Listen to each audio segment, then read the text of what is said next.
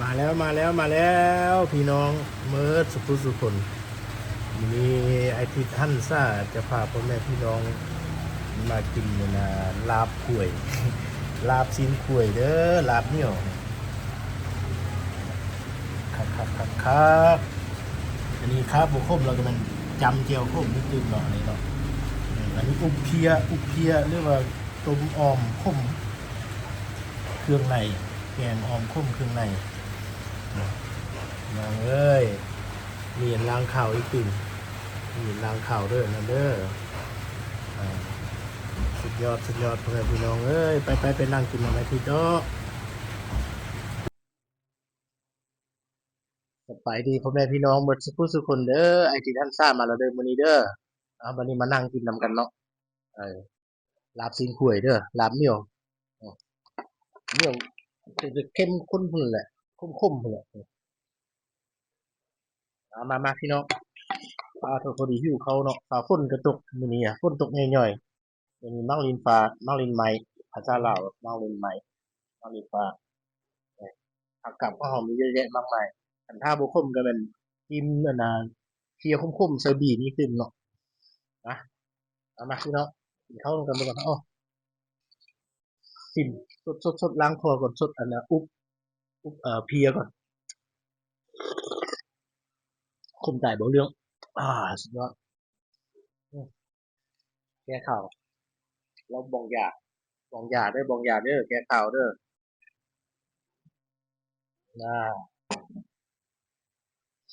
ถึงที่งานเลยเนาะมาแก้ข่าวครับ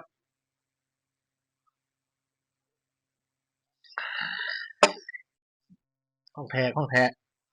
มันเป็นของปลอมเด้ออ่ะกับข้าวเหนียวโอ้ฝนทำฝนเป็นมาอยู่อ่ะทำข้าวใหญ่ๆโดนปกไหลจัดเลยล้างคอแล้วเออนี่เอฟอู้เหนื่อยตุยๆเลยมาพี่น้องไป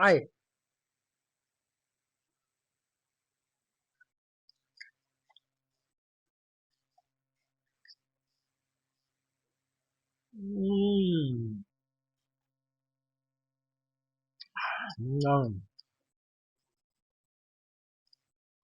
สะใจครับ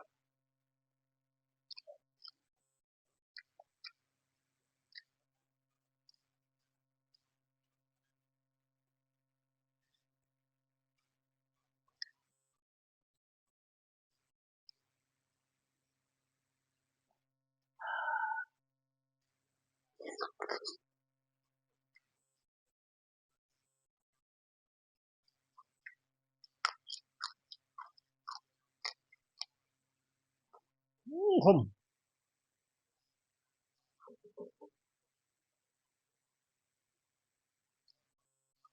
คมอำล้ำ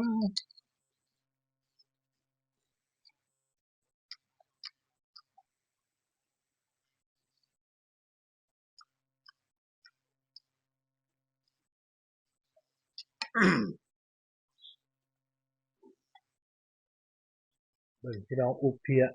เครื่องในเนี่ยโอ้สุดยอด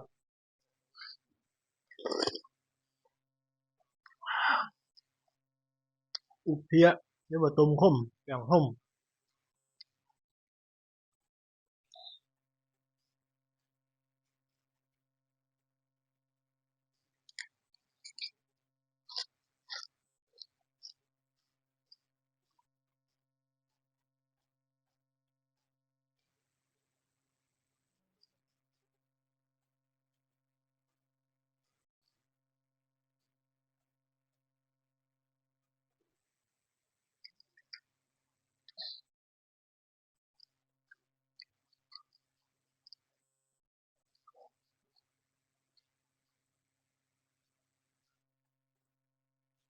เพราะว่าค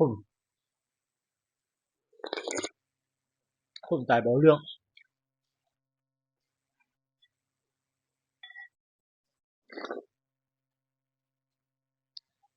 ฝนตกย่อยๆมื้อนี้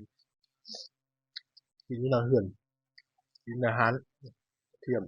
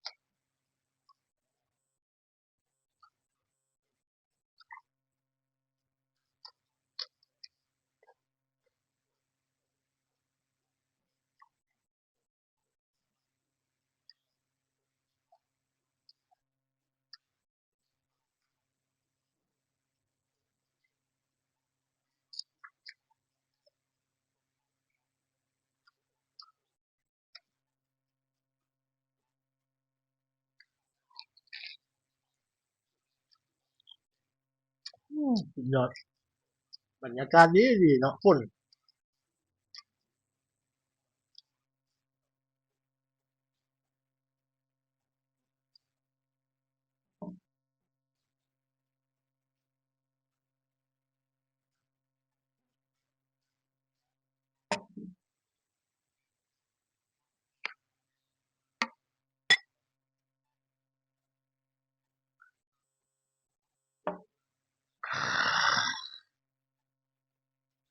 สุดจะยอด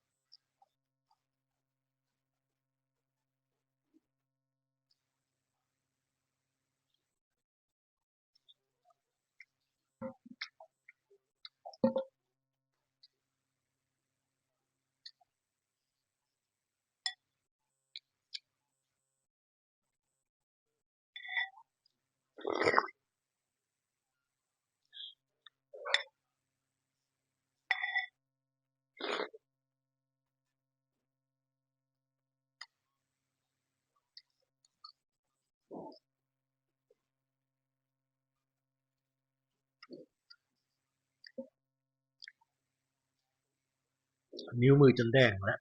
เลือดเนาะน้ำเหนียวเสเลือด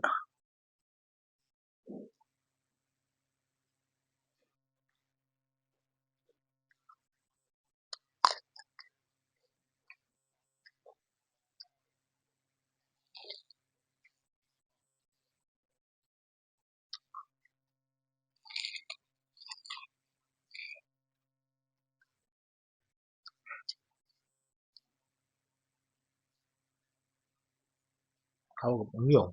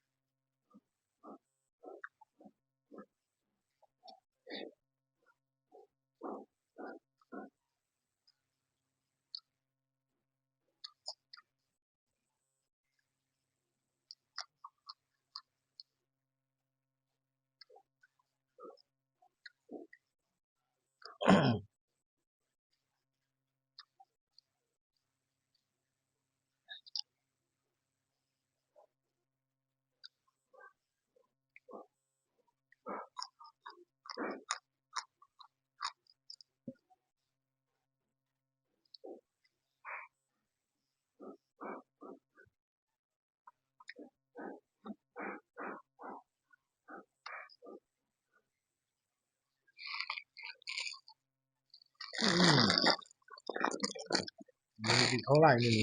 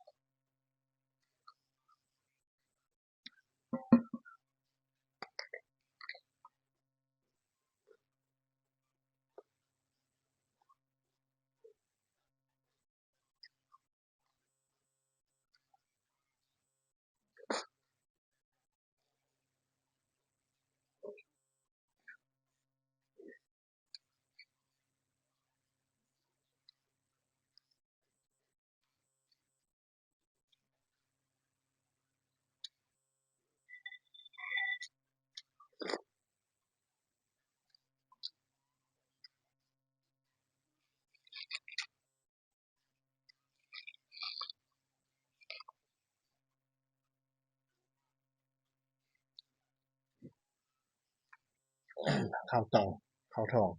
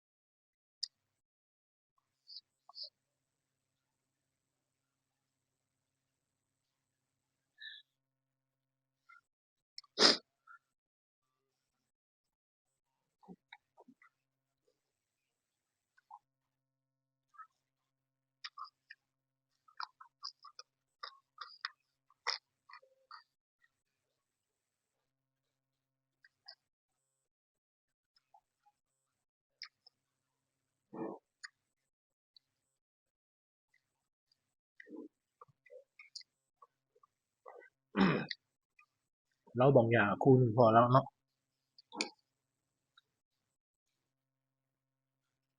อืม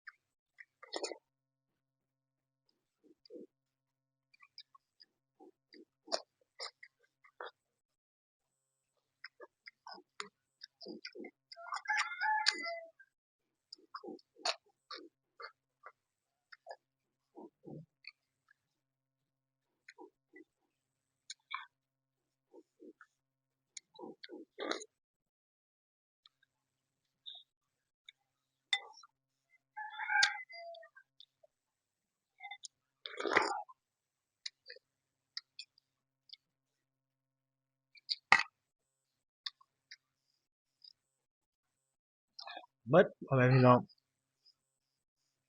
โอเคบ๊ายบาย